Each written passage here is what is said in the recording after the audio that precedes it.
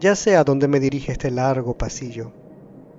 A algún punto en el que al Apex se le ha antojado inventarse un nuevo escenario para mí. ¡Ja! Digo esto y a la vez me siento tan egocéntrico al pensarlo. O sea, la divinidad, lo supremo, lo celestial, diseñando realidades para darme alguna lección sin siquiera la garantía de que la reciba. ¡Ja! Como si yo fuera tan importante.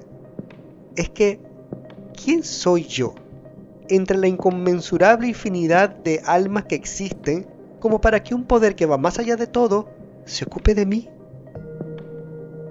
Ahora que lo pienso, quizás no se trata de cuán importante soy o no. Es posible que la razón por la cual todo el entramado cósmico se dispone a ayudar a progresar a esta minúscula alma que soy sea por amor. Y viendo lo imperfecto que soy, ha de ser un amor incondicional. Debe amarme tanto que pese a mi egocentrismo, está allí, siempre allí, invisible, pero muy presente, invitándome a mirar mis defectos como posibilidades y además sin esperar nada a cambio. Interesante. La fuente de donde todo ese amor procede no espera nada de mí.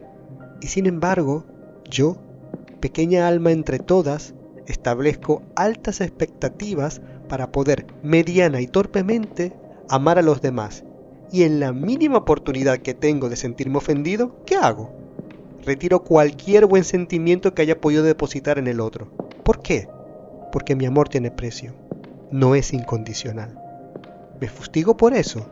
No, solo reflexiono. Solo me pregunto, aunque yo no experimente esa incondicionalidad del amor, la capacidad la tengo. Tú, que me escuchas, ¿qué dices? ¿La tienes? Mientras camino y camino por este pasillo cuyos muros están hechos de pensamientos profundos, te confieso que no quiero intentar responder a esto último. Sería demasiado pretencioso hacerlo. ¿Por qué? Porque mi verdad no es universal. Incluso solo puedo hablar de mí hasta donde soy consciente y hasta donde he sido probado en mis principios y valores. Sabes, yo creo aún que tanto tú como yo podemos sorprendernos de las hermosas capacidades que tenemos. ¿Qué mantiene esa fe que tengo? El ver cómo pese a la dirección en la que la sociedad va, todavía hay actos de amor que brotan espontáneamente en corazones insospechados, así como las flores que nacen en los campos minados, donde nadie las planta, donde nadie las cuida, donde nadie las espera, donde nadie las mira. Dicho esto, ¿se puede entonces mantener la esperanza? Sí, en efecto. Eso es lo que intento hacer aquí. A veces, ya lo sé, te puedo parecer muy crítico y hasta incisivo, pero mi intención es motivarte a reflexionar, invitarte a sondear tus propios límites. Entonces, ¿por qué a veces me permito ser tan tajante? Porque el amor no es adorno, sino confrontación. Contradictorio, ¿cierto? Pero el amor no te toma a ti tal como eres, y al hacerlo, no te pone frente a cómo tú te ves. En resumen, es posible que cuando algo te suene muy crudo, sea porque ese algo te está confrontando. En este punto me pregunto, ¿qué pasaría si el mismo amor con el que todos pedimos que nos adornen las verdades, lo aplicáramos en recibirlas tal cual son? ¿Qué cambiaría? Te dejo que seas tú quien me lo diga. Hoy solo deseo avanzar. De hecho, mira, ya estoy llegando a ese lugar. ¿Y qué me encuentro? La misma sala circular de mármol negro pulido en donde todo termina y todo comienza, gobernada por la misma oscuridad, solo que ya no la percibo como un dominio de las sombras, sino como un vacío donde cualquier cosa puede ocurrir, como una dimensión donde todo es posible. Así como es posible que tal densidad sea cortada por un brillo dorado y vertical semejante al de una espada, una que se erige en dirección al cielo como queriendo indicarme hacia dónde mirar. Entonces, no es al cielo hacia donde apunta, sino más bien al infinito. Honestamente, quiero alzar la mirada. Realmente quiero eso. Estoy preparado para contemplar lo que hay más allá de lo mundanal. Y si me atrevo, seré capaz de asumir el reto de vivir según el conocimiento que eso me dé. Bueno, ¿por qué tanta cavilación sobre un acto tan simple como echar un ojo? Porque el conocimiento es una responsabilidad. Cuando se obtiene, ya no hay punto de retorno. La ignorancia ya no es excusa, y el deber marca el inicio. Por ende, ¿sería justo mirar solo por curiosidad o por ego, así como por el contrario, sería justo mantenerme ciego para evitar asumir mi responsabilidad en este juego de la vida? De pronto, el fulgor de la espada empieza a teñir de dorado las paredes, y allí, un tintineo suave y metálico rompe el silencio. Son un par de platillos que cuelgan de cadenas, formando una balanza. Aquí, nuevamente un suceso lleva mi mirada al infinito. El movimiento acompasado e impecable de los platillos de la balanza. Un movimiento de 8 acostado, o sea, el símbolo de la lemniscata. Y entre las dos figuras flameantes, espada y balanza, aparece el hermoso pero inexpresivo rostro velado de una mujer. Temis, como fue llamada en la Grecia antigua, titana y deidad de la justicia y el orden. Es curioso y a la vez tan esclarecedor que tras todas esas preguntas que me he hecho, se presente Temis, encarnando la justicia que no es ciega, sino objetiva, una fuerza que nos invita a desarrollar pureza en nuestra visión de las cosas para que nuestros juicios sean impecables. ¿Cómo se logra esto? Increíblemente, con lo que se traduce de esa simbología de ojos vendados, mirando hacia adentro y no hacia afuera. De pronto, Temis se levanta de su trono, baja los peldaños que la alzan del suelo y se acerca a mí guardando una cierta distancia. En eso, exclama: Bienvenido de vuelta, Parengana. Has estado cuestionando demasiadas cosas últimamente. Ahora veremos si puedes sostener las respuestas. Las respuestas no necesitan sostenerse, Gran Temis. Son lo que son. Mi duda es si yo puedo seguir sosteniendo mi personaje a pesar de ellas. Entonces sostienes más de lo que crees, porque al formular esa duda, reconoces tu responsabilidad. Y para reconocerla, primero tuviste que mirarla. ¿Eso implica que la capacidad ya está en ti? Sin embargo, tu duda también implica temor. Dime, Parengana, ¿qué temes que le ocurra a tu personaje cuando lleguen las respuestas? Quizá el límite que ese personaje impone a mi verdadero yo, o el vacío de él que tendría que generarme para contener las respuestas. En resumen, eso que dicen por ahí, ¿quién soy yo, más allá del personaje? Los límites no son tus enemigos, ni el personaje tampoco. Lo que te inquieta no es él, sino lo que proyectas desde él, y cómo tu esencia se arriesga a disiparse si lo dejas llenarte por completo. Por eso te pregunto, ¿te atreves a experimentarte más allá del temor? El temor mismo me ciega, pero sí, me atrevo. Eres sincero, y la sinceridad es la única puerta que el vacío respeta. La sinceridad no gusta, menos a quienes dicen gustarle. En mi caso personal, entrar al vacío a través de la sinceridad me hace preguntarme cómo saldré de él.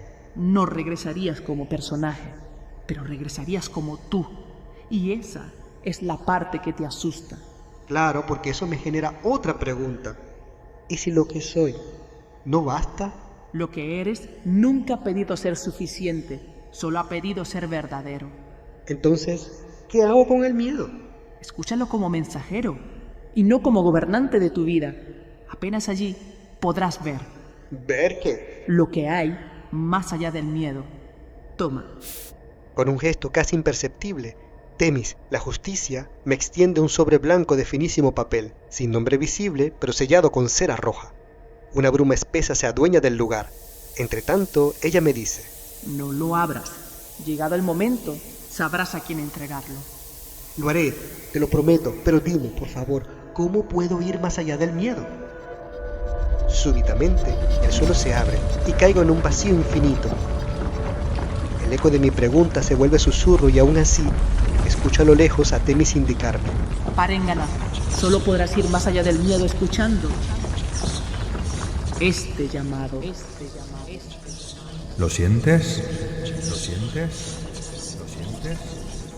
¿Lo sientes? ¿Lo escuchas? ¿Lo escuchas? ¿Lo escuchas? ¿Lo escuchas? ¿Su voz te hace vibrar? ¿Vibrar? ¿Vibrar? Este es el llamado. Déjate recorrer por él. Recorrer por él. Recorrer por él. Recorrer por él. Recorrer por él. Ven, caminemos juntos. Recorramos el mundo. El universo a través de ti. Digamos sí al llamado, al llamado, al llamado, al llamado. Este es el llamado, es el llamado, es el llamado. Este es el llamado. Este es el llamado. Este es el llamado. Dirige y presenta Paréngana López. Paréngana López. Paréngana López. Bienvenidos.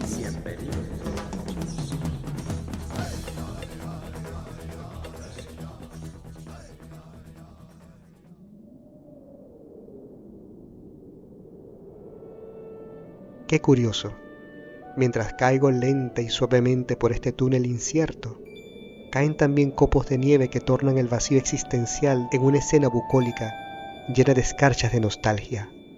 Sí, esa misma nostalgia que siempre me ha acompañado, solo que ahora, al sentirme en su presencia, decido no juzgarla, sino flotar en ella. Entonces, dejo de flotar y comienzo a fluir, sí, a fluir con esas notas y cantos suaves que me permiten desaparecer por un instante.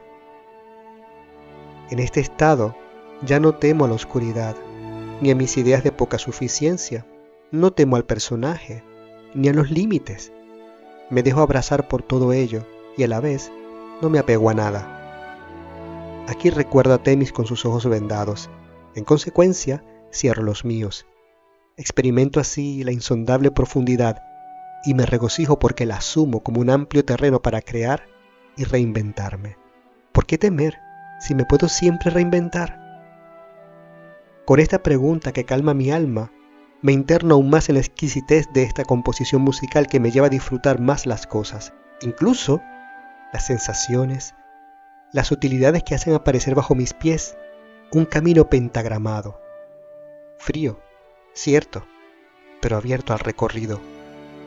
Entonces, abro los ojos. A mi alrededor aparece una ciudad nocturna, una donde la nieve cae copiosa sobre las fachadas blancas y doradas. Las columnas retorcidas que sostienen cúpulas verdes de cobre envejecido pertenecen al período barroco, propio del siglo XVIII. Las amplias escalinatas casi teatrales atestiguan de un lugar deliciosamente escenográfico, como si cada detalle en él fuera pensado para impresionar. Otro detalle que me lo confirma es la indumentaria de la gente. Pese a la poca iluminación de las calles, percibo con admiración a los hombres con sus casacas bordadas, medias blancas y pelucas empolvadas, junto a fascinantes mujeres ataviadas con corsés, faldas enormes y sombreros con plumas que hablan más que las palabras. Todos flotan en sus finísimos ajuares como dirigiéndose a la ópera. Me es imposible suponer qué espectáculo van a disfrutar, pero me es muy fácil reconocer que lo que estoy presenciando ahora no puede ser superado por ninguna puesta en escena. Mezclado con todos estos bordados y colores, se deslizan los efluvios de la vida cotidiana: madera húmeda, pan recién hecho, perfumes florales intensos y cera de vela. El conjunto provee un registro olfativo, cálido, denso y antiguo. Pero, ¿en dónde estoy? Más allá del sonido producido por las herraduras de los caballos sobre las piedras, un rumor salido de las personas que miran con extrañeza mi apariencia descontextualizada me permite empezar un sondeo mental. Esto parece alemán, pero con un acento más suave, más musical y con un dejo que ya no se usa. Quizás... ¡Ya lo tengo! El estandarte que portan esos guardias imperiales pertenece a Viena.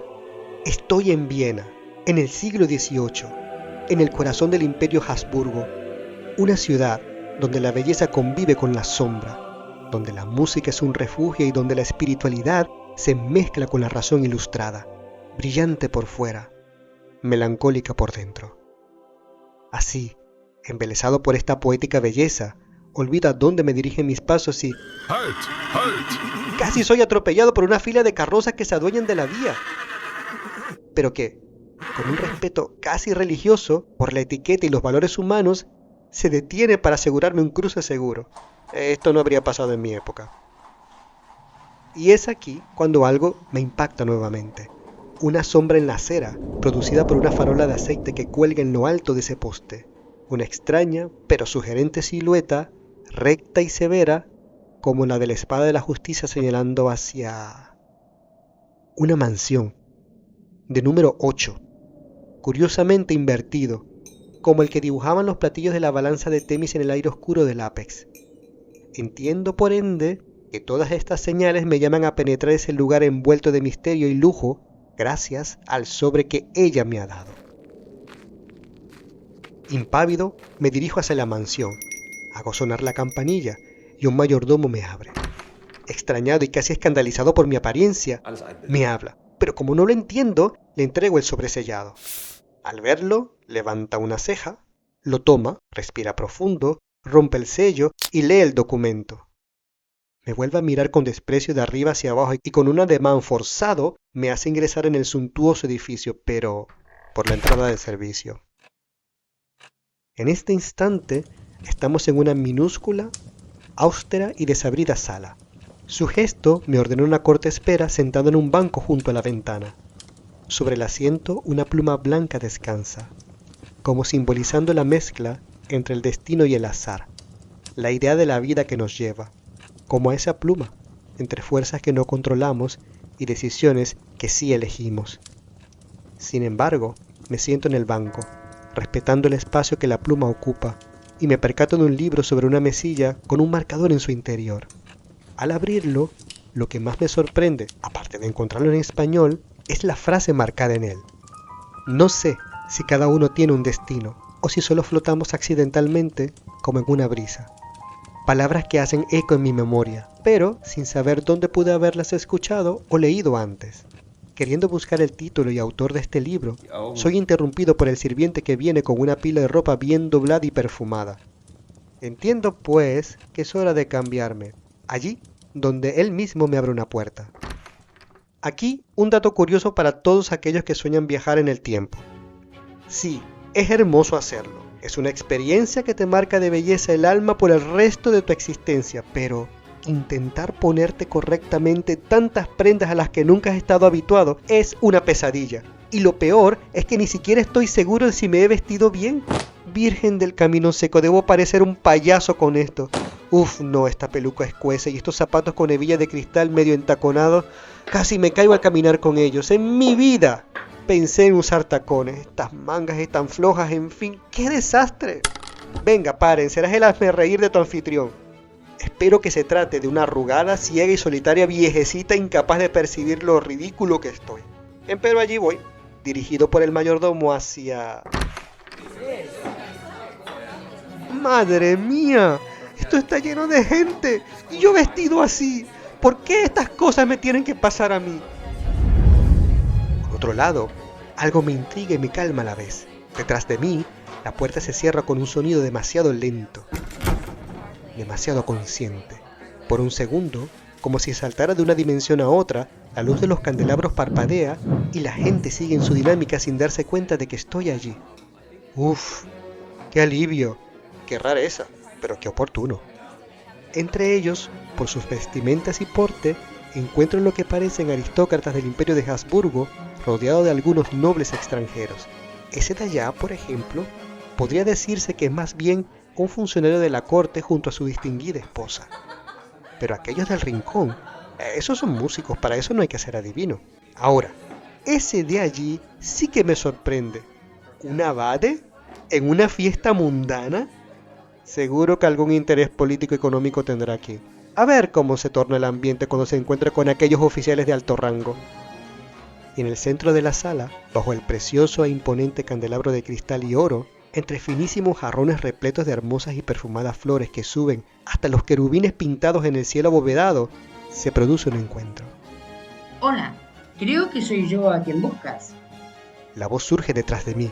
Giro. La mujer se revela, como si la habitación la hubiera estado ocultando a propósito. Bienvenido. ¿Estás listo? ¿Listo para qué? ¿Y quién es usted? ¿Cómo es que habla español y con un acento que no pertenece a esta época? Me llamo Moira, y como tú tampoco soy de esta época. O más bien, ninguno de los presentes es de esta época. Porque donde realmente estamos es en la boca de la serpiente que se muerde la cola, donde todo comienza y donde todo termina. Y tú estás tras la pista de algo. ¿Cómo lo sabes? Porque nadie llega a esta casa sin cargar una pregunta que lo persigue. Y tú vienes con más de una. Entonces dime dónde están las respuestas. No están aquí, sino en otros lugares de esta casa. Salas que solo existen para quienes deben ver. En ellas podrás preguntar, y quizá, solo quizá, el misterio que te trajo decida responderte. Ven conmigo. Enseguida transitamos por largos pasillos donde el arte te hace viajar por el mundo entero. Aquí nada es estable, nada es consciente, nada es lo que parece. Este es un lugar donde la memoria, la sospecha y lo sobrenatural se mezclan para abrirnos una puerta sobre la cual se lee la inscripción: lo que da forma. Es una sala enteramente vacía, desprovista de todo adorno. En ella, un cristalino hilo de agua desciende fluidamente del techo hasta una vasija de barro. Me confunde este escenario, escapa de toda lógica. Intrigado, doy algunos pasos en dirección a la vasija, y cuando asoma el rostro dentro de ella, está vacía, excepto por una frase en su borde que reza: Es el vacío del vaso lo que lo hace útil. Ahora entiendo menos. ¿Cómo es posible esto?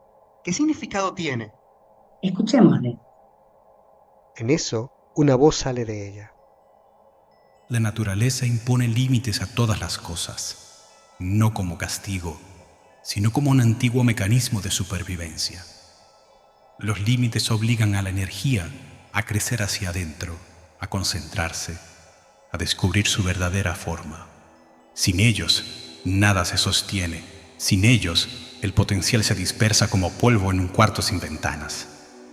Cuando un ser comprende sus límites, cuando los acepta sin rendirse a ellos, algo se activa en su interior. Una arquitectura secreta, un diseño que solo se revela bajo presión. Es entonces cuando la transformación deja de ser un deseo y se convierte en una realidad. Piensa en el agua. Sin un borde que la contenga, se derrama y se pierde. Pero cuando encuentra una barrera, cuando algo lo obliga a detenerse, a reunirse, a recordar su propia fuerza, entonces se convierte en energía, en impulso, en vida. Para ustedes los humanos, los límites suelen sentirse como una herida, una frustración, un recordatorio de lo que no pueden, pero lo que no ven es que sin ellos no crecerían, no evolucionarían, no despertarían. Los límites pueden ser fértiles, poderosos, incluso misericordiosos, si aprenden a trabajar con ellos en lugar de desgastarse luchando contra su sombra. ¿Son contrariedades o son soporte? ¿Son prisión o son cimiento? ¿Son frontera o son umbral? Eso no lo decide la naturaleza. Lo decides tú. Lo decides tú. Lo decides tú. Entonces, Moira, ¿qué crees tú que nos han querido decir con este mensaje? En todo momento en que yo estaba escuchando el mensaje, yo me daba cuenta que para mí la palabra límite no existe, porque dentro de mi propósito o el propósito del alma que tenemos todos, están los límites. Cuando se habla del agua, que si no tenés bordes te desparramás, es cuando realmente no entras en ese propósito de tu alma, en ese límite personal, ¿no? Pero no como, dice al principio, como castigo o como fronteras, sino en donde vos te ubicas, donde tenés que ir, porque si te desbordás emocionalmente, no vas a ese fin, no sos ese caudal que fluye, ¿no? Entonces, la palabra límite, para mí no existe, o sea, es un propósito en el que tengo que yo fluir. Si no tuviera ese borde, ese bordillo, ¿no? Como del río, yo me desbordaría y no podría avanzar. Entonces, límite como tal, bueno, para mí el límite lo vemos como un castigo cuando no nos damos cuenta hacia dónde tenemos que fluir. Si tuviéramos que cambiarle entonces el nombre a esta palabra, a esta forma de encauzar nuestro potencial, ¿qué nombre le pondrías tú en vez de límites? Barreras emocionales. O sea, me imaginaría, ¿no? Como unas de estas barreras donde dice por aquí, ¿no? Porque la vida, para mí, es un camino. Yo amo la vida y a veces tenemos desvíos. Y de hecho, todos sabemos de que somos seres multidimensionales y en cada decisión, pues, cogemos esos desvíos. Entonces, es verdad que me gustaría como estas vallas, ¿no? Que nos hacen ir por un camino más que límite. O sea, que serían una forma de dirigir nuestro camino y nuestro potencial hacia nuestra evolución, por lo que entiendo. Exactamente. ¿Cuántas veces hicimos locuras porque sentíamos que nos limitaban y queríamos que nos amara la persona que nosotros queríamos en vez de dejar fluir? Cosas que decimos, qué terrible, y después nos reíamos. Decimos, tuve que pasar por esto para estar aquí. Y yo lo veía como un límite. No, era esa valla que me estaba dirigiendo. Y si somos más dóciles, más flexibles, no vamos a ver esas vallas ni esos límites, vamos a ir surcando el río. O sea que también podríamos llamarle esas vallas sabiduría, porque al final nos llevan por un camino donde al practicar lo que ellas nos están tratando de enseñar, adquirimos sabiduría.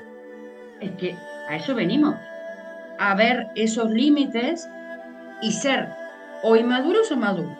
Esas vallas, que es verdad que desde que crecemos, esos límites los vamos rompiendo desde la inmadurez. ¿Y qué nos hace que esos límites llega un momento de, pero ¿para qué tengo que traspasar esto? El conocimiento. ¿Por qué digo yo que los errores no es que no existan? Los errores son falta de sabiduría. No sé que esto me iba a hacer mal. El problema es cuando directamente, como un toro, pues vas contra ese límite, contra esa valla. Vas a ser un necio, que para mí es una de las peores cosas de esta vida. Ser necio, ser obtuso, ¿no? O sea, no sé si en español sigue esto, porque vos tenés que, bueno, este límite o esto no me llevo aquí, sigo fluyendo. Y aprendo conocimiento divino, que es lo que yo creo. Qué interesante, porque volviendo un poco al mensaje y a lo que tú has dicho, es verdad que tendríamos que confirmar que la sociedad de la que venimos es una sociedad que ve los límites como un castigo e incluso como una forma de cortarnos las alas, por decirlo en una frase un poco más poética. Sin embargo, tú lo describes como oportunidades. Los límites son oportunidades para aprender, oportunidades que se van poniendo a lo largo de nuestra vida para que podamos entonces no solamente adquirir ese conocimiento, sino aplicarlo. Y en ese aspecto, a mí me gustaría ir a una de esas dimensiones, porque tú hablas de que somos seres multidimensionales. Pues me gustaría ir a una dimensión de tu vida y hablar un poquito de estas barreras de sabiduría, pero en ese momento de tu infancia. ¿Qué barreras, límites durante tu infancia desarrollaron el potencial que hoy has alcanzado como adulta? Bueno, yo vine a romper todo tipo de barreras, porque cuando yo nazco, o sea, yo me dedico a la parte de las herencias generacionales, entonces lo voy a enfocar desde ahí. Yo nazco en una familia, soy la primogénita, en que venían desde hacía 5 años muriendo familiares, con lo cual cuando es la noticia de mi nacimiento, estaban todos más con miedo, porque y justo para la época donde yo iba a nacer, o sea, para septiembre, eran los fallecimientos. Entonces yo ya venía con una misión de compensar tanta tristeza. Tenía que romper un límite, que era el de la muerte de todos esos familiares. Y luego la nena ya decía cosas pues que no se entendían. Empezó a caminar con 9 meses, con 1 año ya hablaba normal y a los 3 años se muere. ¿Qué pasa? En una operación muy normal tengo una experiencia cercana a la muerte. Ya cuando la nena baja, una experiencia muy chula, ya viene totalmente diferente. Entonces, yo tengo que empezar a romper en una familia muy cristiana, muy de origen cristiano, de origen italiano, pero a su vez también de un origen alemán en donde ellos no lo creen si no lo tocan, y explicarle a mis padres que eran personas, sí, muy creyentes, pero también que importaba mucho el conocimiento científico, ¿no? Leer libros y tal. Y creo que elegí esa familia para eso. Tuve 2 abuelos, uno por parte de mamá y una abuela por parte de papá, que los dos me metieron en bibliotecas. ¿Por qué? Porque yo quería saber. Y ese fue mi gran límite. Y es mi misión de vida ahora. O sea, me enojo mucho cuando se utilizan términos de una forma chabacana o de una forma para vender. Y vos me dirás, ¿qué ego tiene Moira? No, es mi misión. Es decir, bueno, este término no es para esto. Tuve que enfrentarme el ser mujer en una sociedad que todavía había cosas que una mujer no podía hacer. Como por ejemplo a los 17 años decir que yo no quería tener hijos, porque no veía que esa era misión. Y darme cuenta que ese sentimiento no tenía nada que ver con mi experiencia de Moira, que era algo que venía de otra vida. Claro, yo no entendía nada. Gracias a Dios tuve compañeros de vida, abuelos, padres, que hicieron lo que pudieron para darse cuenta que esta nena, que era diferente, esta adolescente, que era diferente, estaba rompiendo reglas, diciendo lo que otros no se animaban a decir, pero pensaban. Entonces, ¿qué es lo que tuve que romper? ¿Y qué es lo que siempre rompo? Digo aquellas cosas que se piensan, pero no son estéticas para decir. Interesante porque cuando tú amplías con tu infancia este término que estamos utilizando hoy de los límites, barreras, me acabas de dar una más que es invitación. Las barreras, los límites, según tu historia, son más bien o tienen un parecido más cercano a una invitación. Es decir, Moira nace mujer, Moira nace en una época donde también habían ciertos derechos restringidos. Moira dice a los 17 años que no quiere tener hijos. Moira se atreve a hablar de cosas que normalmente no se hablan en familia y además es una buscadora del conocimiento. Me estás queriendo decir que la vida, con esas limitaciones y barreras en las que te puso, lo que estaba realmente era incitándote, te estaba invitando a abrirte más. Esto demuestra que las personas venimos, además de con una misión personal, también venimos con una misión social. Y quizás, ya tú me lo dirás, tu misión tenía que ver con poder limpiar ciertas cosas, ciertos parámetros, ciertos límites y barreras que se imponen para que los que vienen detrás puedan entonces disfrutar de mucha mayor libertad y de mucho mayor encauce hacia lo que vienen a hacer en esta vida. Yo te quería aclarar una cosa. Para mí un límite es una provocación. Como dije. ¿En serio que yo esto no puedo? ¿Cómo que esto no puedo? Cuando hablan de chispas divinas, digo, pues entonces yo siempre he estado a chispar, porque un límite es una provocación. Pero cuando yo empecé a trabajar en esto, que digo, pero si yo estoy trabajando en sistema familiar, me retrotuve en una conversación que tuve con mi padre con 12, 13 años, en donde él me decía, no hay que tener hijos porque los niños vienen a sufrir. Entonces yo lo miré y le dije, esto te lo decía tu padre, y tu padre te lo decía porque él sufrió de niño. Y él me miró y como que sanó eso. Y yo digo, hostia, que claro que lo tenía a los 12 años. Entonces, todo me fue llevando, todo lo que he estudiado, que cuando yo estaba prácticamente por terminar la carrera y me iba a Estados Unidos con una beca y con tal, quedo embarazada. Y prefiero tener mi hijo a no seguir mi carrera. Y vos dirás, ¿cómo? Una persona que a los 17 años tenía esto. Pero mi experiencia, mi límite, era ser madre soltera, dejando todo y viviendo una familia y luego en un país extraño. Porque me trajo hasta aquí. Porque tal vez haberme ido metida en libros no me hubiera dado la experiencia de esto. Por eso, cuando a mí me decían, es que vas a tener un hijo y eso te va a limitar, pues si esos son los límites, bienvenidos. ¿Sabes todo lo que he aprendido? Todo lo que he viajado desde los 20 años que tenía la carta por un lado y el EBATES por otro y digo, qué gusto todo lo que voy a aprender. también tú has hablado del agua y de lo importante de fluir en el agua, y tú con los límites no te resistes, tú fluyes. Y esto es una forma que yo creo bastante interesante y bastante sabia de poder observarlos y fluir a través de ellos. Sin embargo, antes de continuar con algo que te quería preguntar, no puedo evitar preguntarte, en ese momento en el que tú moriste y estuviste en ese otro lugar, seguramente habrían cosas que tú podrías compartirme ahora, y me encantaría escuchar tu experiencia, lo que quieras compartirme al respecto. Te voy a relatar las palabras que le dije a mi madre. Mamá, estuve en un lugar blanco, pero no era un blanco humano. Era un blanco luz. Y había un mar. Y había una ventana. Y había un hospital.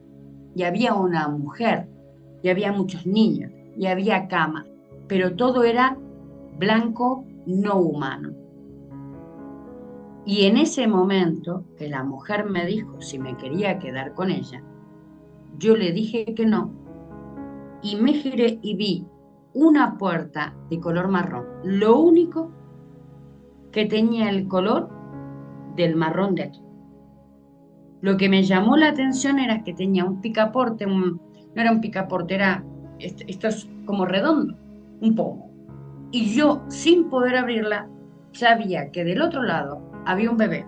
En ese momento mi madre estaba embarazada y pensaron que yo había vuelto de alguna manera, porque yo tengo 6 minutos en parada cardiorrespiratorio y luego 6 horas que no reaccionaba, no despertaba, y que cuando me tocaban, que por general, cuando te pasa esto tenés una rigidez, parecía una muñeca de goma.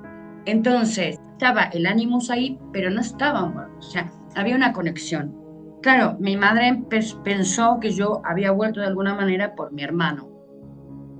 ¿Qué pasa? Que el día que me ponen a mi primer hijo en brazos y lloro como una Magdalena, era ese bebé que yo había visto.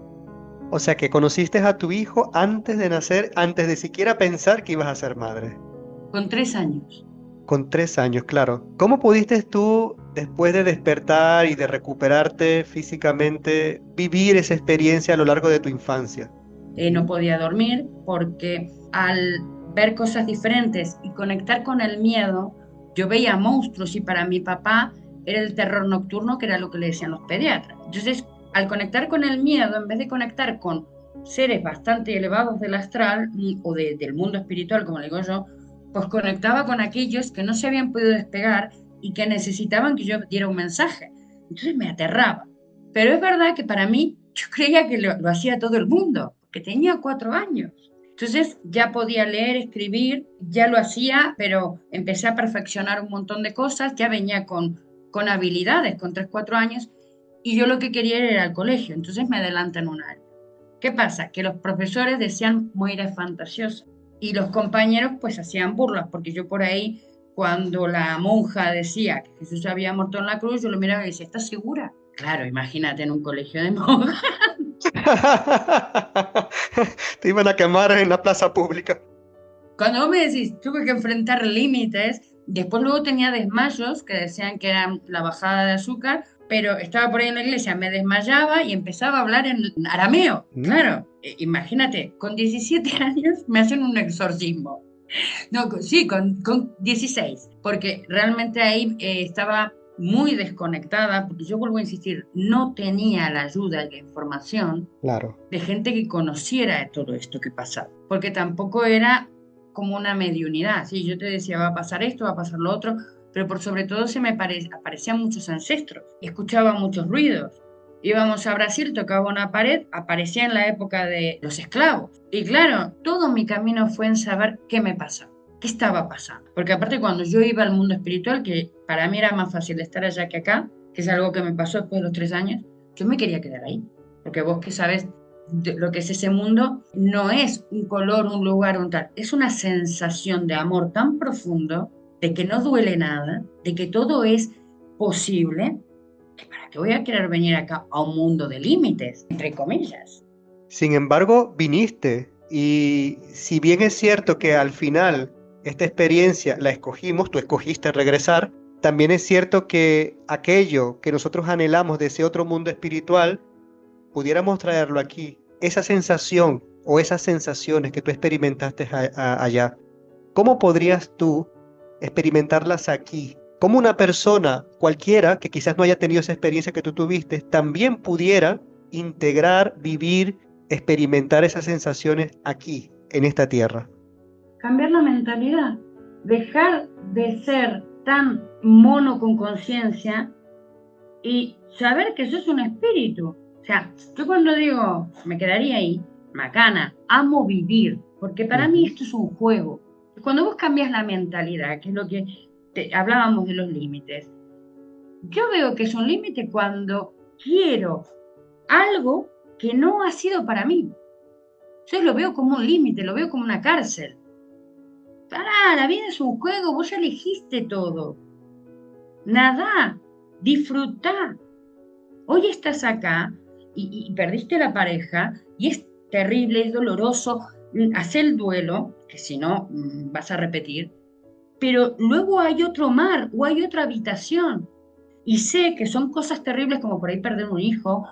Hay que cambiar la mentalidad, hay que vivir de la manera en que me tengo que dejar de resistir a esto que yo ya pagué. O sea, me hablas de que para traer esas sensaciones del mundo espiritual aquí a la vida práctica, lo primero que tendríamos que hacer es cambiar nuestra mentalidad a través del no resistirse, que también podría juntarse o podría combinarse con no apegarse al sufrimiento, no apegarse a aquello que nosotros nos cristaliza y por ende no podemos abrir nuestro corazón a esas sensaciones. Lo segundo que me dices es aprender a aceptar la continuidad, es decir, aceptar que detrás de cada evento que se nos presenta hay todavía una continuidad. Y esa continuidad yo creo que también si nosotros la aprendemos a ver con un poquito más de conciencia, nos lleva a un amplio panorama que es el de la eternidad. Somos seres eternos. Pensar que el sufrimiento es el capítulo final de nuestra vida es cortarnos la idea y la verdad de que somos seres eternos. Tenemos que continuar y estamos invitados a continuar. Pero hay otra cosa que a mí me gustaría añadir a esto de cómo traer esas sensaciones de allá, y sería lo que está inscrita en el borde de esta vasija. Una frase que dice: es el vacío del vaso lo que lo hace útil. Una frase de la cultura Tao. ¿Qué significa eso para ti? Nosotros somos un prisma, para mí. La vida tiene varios lados, varios aspectos. No te puedes quedar con un solo aspecto. O sea, el sistema familiar europeo o latino. No. Investiga para todos lados. Y para mí, pues la vasija vacía es eso. Es que nosotros podemos llenar de conocimiento y luego tenemos que ser lo suficientemente inteligentes de vaciarla para que se vuelva a llenar. ¿Por qué? Vos hablabas de algo muy interesante, que nosotros creemos que nacemos y morimos. Entonces, ¿qué? ¿Estamos limitados y somos finitos? No. Cuando nosotros vemos que es eterno, recién venía, esto viene a colación, mi nuera tiene escrito in eternum, ¿no? Dice, este es tu hijo. Y le digo, in eternum, será tus hijos, ¿no? Que son eternos. Me dice, no, porque nuestro amor no tiene fecha, no tiene ni inicio ni final, porque es un amor ineterno.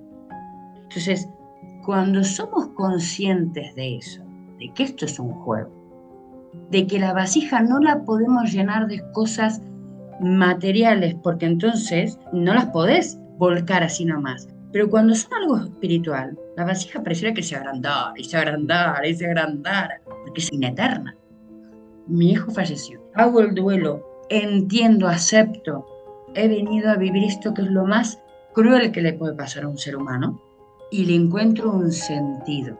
Y encontrarle un sentido es aprender de esto. Tengo que evitar que a otra persona le pase lo mismo. Y es cuando las madres hacen las asociaciones de chicos con estas enfermedades o víctimas de tal cosa. Entonces le encontrás un sentido al drama personal, que es lo que tenemos que aprender. El Kybalión lo dice, salir de nuestro drama personal y expandir la conciencia, involucrar a toda la sociedad. Esto existe, matan niños, violan, se mueren de cáncer, involucremos a la conciencia colectiva. Y esa vasija se va a agrandar y no la vamos a meter en algo material. Y yo aquí no me quiero meter con nadie, en madres que tienen las habitaciones intactas y el dolor intacto y la vasija llena. Claro. No sé si me he explicado. Perfectamente. De hecho, me estás confirmando que para que esta vasija pueda seguir cumpliendo su finalidad, que es la de recibir, necesita tener espacio para ello. Y me uno a ti en el respeto que se le debe presentar a una persona que se le ha muerto un ser querido. Puedo decir que si seguimos conservando por mucho tiempo sus cosas intactas, no hay espacio para que, en primer lugar, esta persona que nos ha dejado pueda liberarse y pueda continuar ese camino hacia la eternidad. Tampoco lo hay para nosotros porque es una especie de ancla que nos permanece en un tiempo, lo cual es muy limitativo porque tú bien lo has dicho, somos multidimensionales y además somos atemporales. Nosotros podemos estar en cualquier época, pero si estamos sujetos a una sola época, a un solo recuerdo, a un solo dolor y a un solo llanto, entonces nos quedamos allí y todo lo demás que hay en ese mundo exterior vasto e infinito nos los perdemos. Entonces yo lo que observo también, Moira, es que nuestra sociedad, y tú bien lo has dicho con el ejemplo, está muy aferrada a acumular, hay un poco este síndrome de Diógenes en muchos sentidos de la vida, que queremos acumular, y no solamente eso, sino que yo observo con el paso del tiempo de que además de querer acumular un montón de cosas, se está volviendo insaciable, es decir, cada vez acumulo, pero quiero más, y quiero más, y quiero más. Entonces mi pregunta es, ¿cómo podríamos reconciliarnos con el vacío en una sociedad tan insaciable como aquella de la cual venimos? Encontrar nuestro límite y nuestra finalidad. Fíjate que vos estabas diciendo esto del síndrome de Diógenes que me encantó y yo te voy a hacer un bis, un síndrome de Diógenes emocional. No sé si te das cuenta que últimamente, porque ahora pues, parece que estamos en búsqueda de la espiritualidad. Señores y señoras, esto me hace acordar de los años 80 en donde mi mamá pues hacía yoga, estaba con el método Silva del control mental. Ahí se inicia la New Age, que fíjate, en su momento la New Age estaba genial, porque venían de muchas situaciones de estar dormidos, pero esto lo había activado ya el movimiento hippie, ¿no? Del amor libre, del amor incondicional. ¿Qué pasa? Ahora es peor, porque aparte como tenemos más forma con esto del internet, de saberlo todo, ahora parece ser que vos, si sos espiritual, tenés que tirar las cartas, conectarte con el más allá, conectarte con el más acá, leer los registros. Tenés que saberlo todo. Frenen. Esto, como yo le digo, aplicaciones o habilidades, por lo menos es mi experiencia que yo aprendí a los 3 años, va con una expansión de conciencia. Entonces, si yo no puedo encontrar mis limitaciones, mi vacío interior, y no me dedico a lo que vine, voy a ser sé de todo y no hago nada.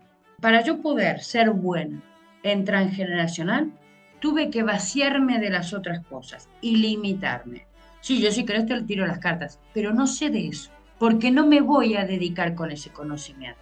Y cuando quiero que me tiren las cartas, voy a buscar a Paren o voy a buscar a alguien que se limitó en ese conocimiento al que vino. Y el conocimiento en el que te vas a dedicar tiene que ver con tu propósito de vida. Entonces, si yo quiero abarcar todo, ¿qué pasa con el síndrome de Diógenes? Que llega un momento en que te ahogás en tu casa con tu basura y no encontramos el vacío, que el vacío y la nada son 2 cosas diferentes. Vos me contaste una experiencia de vivir en la calle, yo también la viví. No tenía nada. De venir de una mansión con mis padres en Argentina y tal, acá no tenía nada, pero tenía todo. Me tenía a mí y tenía a mi hijo. Y tenía un aprendizaje que la vida me estaba poniendo. Y me dejé de resistir. Fue un límite, no me voy a olvidar nunca, me paré en la playa y le dije, vamos Dios, a ver, ¿qué tienes para mí? Yo voy. A la semana estaba alquilando una casa. Entonces, es lo que le digo yo a mis pacientes, no te resistas. Si lo que viene es bueno o malo, pero viene. Esto es para vos. ¿Realmente estás dedicando horas y horas y se te resiste? ¿Y es para vos? Denúdate, vacíate. Encontrate, en el vacío nos encontramos. El dinero no cambia a la gente, la demuestra como es. Y el vacío igual. Sí, yo siento en lo que tú dices al vacío como nuevamente el estar abierto, el tener la apertura hacia aquello que podemos recibir, como aquella frase, aquella llamada que tú hiciste, ¿no? Al todo, diciéndole, aquí estoy, ¿qué es lo que me quieres dar? Cuando tú abres los brazos y exclamas eso, estás diciéndole, estoy vacía, estoy dispuesta a recibirte.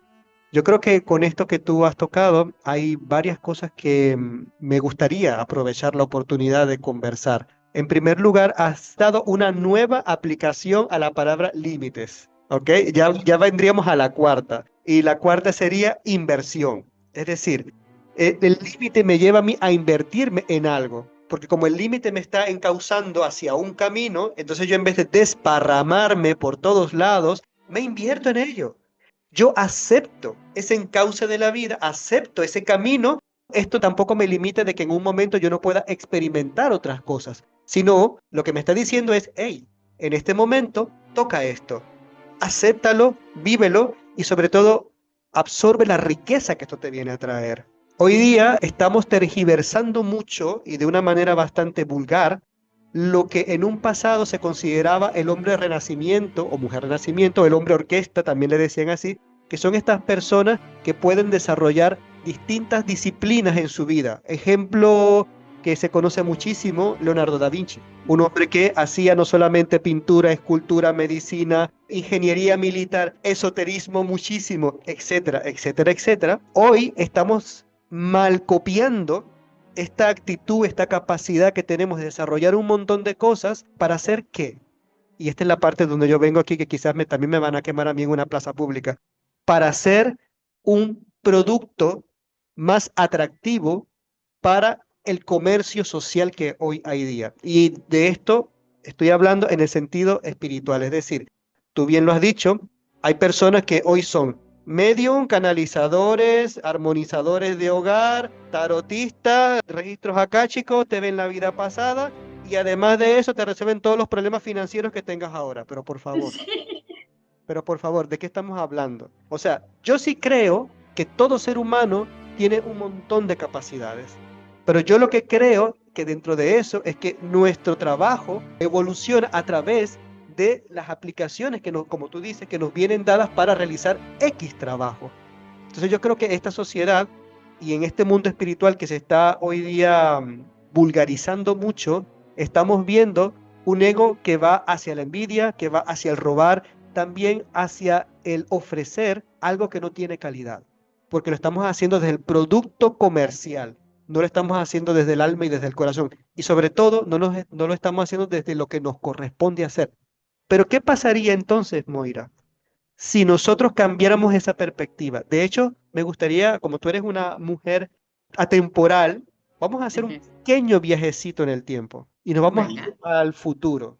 Vamos a ir al futuro bien lejano y me encantaría que me pudieras describir desde tu experiencia personal cómo ves ese futuro una vez que hemos cambiado ese chip, esa manera que tenemos hoy voraginosa de mantener vivo nuestro ego espiritual.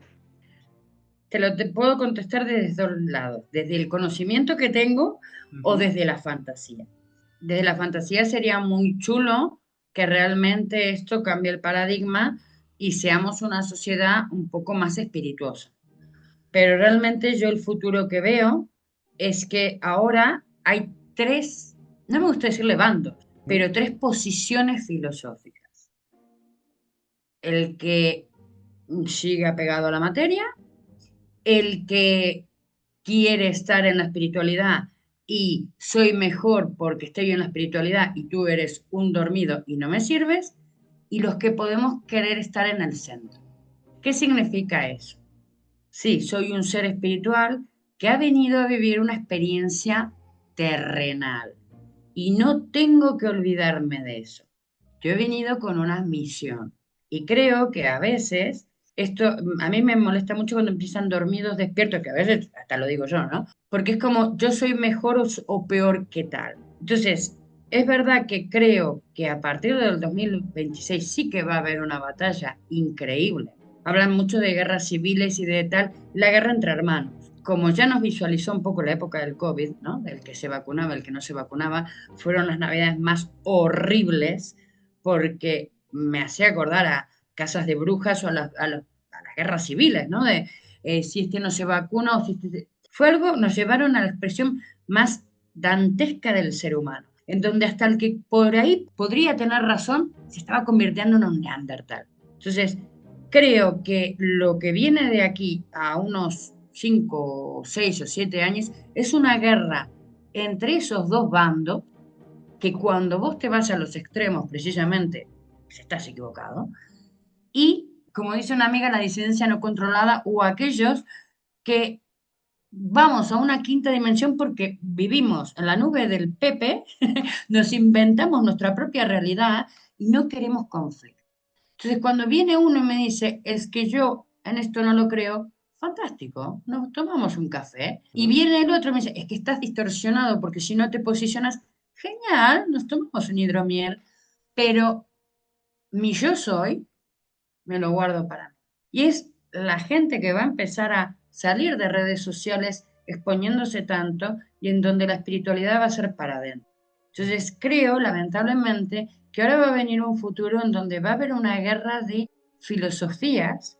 Y claro, si hablas del amor incondicional, este enfrentamiento no nos lleva a nada en ninguno de los bandos. Yo no soy mejor que vos porque pueda haber fantasmas, ni soy mejor que vos porque pueda predecir el futuro. No, al contrario. Tengo una responsabilidad que vos no tenés. Exactamente. ¿Pero tú crees en esto del amor incondicional? Yo creo en el amor. A mí me gusta, como lo dice, para mí es un ser que se puso en mi camino, que es un maestro, que es Juan Carlos. Moira, es amar sin condiciones. No creo en el amor incondicional como no creo el karma que me quieren vender. ¿Vos sabés lo elevado que tenés que ser para amar incondicionalmente? ¿Vos podés amar al asesino de tu hijo? ¿A qué no? Pues en esta existencia no vamos a llegar al amor incondicional de esta elevación. Porque si realmente creyéramos en el amor incondicional, no existiría un asesino de mí. Entonces no estamos en esa frecuencia. No nos engañemos. Yo creo en el amor incondicional, pero aquí en la Tierra no lo podemos hacer. Como lo del karma. ¿Qué es el karma? A mí, por eso me gusta el taoísmo, porque ellos viven haciendo buen karma para la próxima vida, no aquí.